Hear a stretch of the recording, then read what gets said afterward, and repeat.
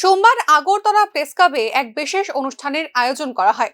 এই অনুষ্ঠানের প্রধান অতিথি হিসেবে উপস্থিত ছিলেন রাজ্যপাল Indrasena Reddy Nallu.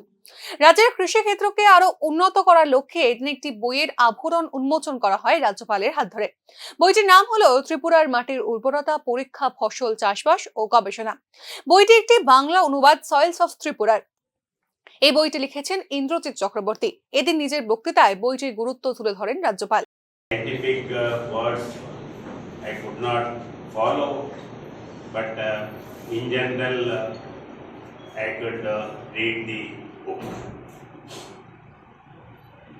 The charitable quality belonging to the Matabari temple dynasty for a few generations and traditional genealogy, not only the love for agriculture but also the desire to bring all his experiences in the form of a book made me come to this release program,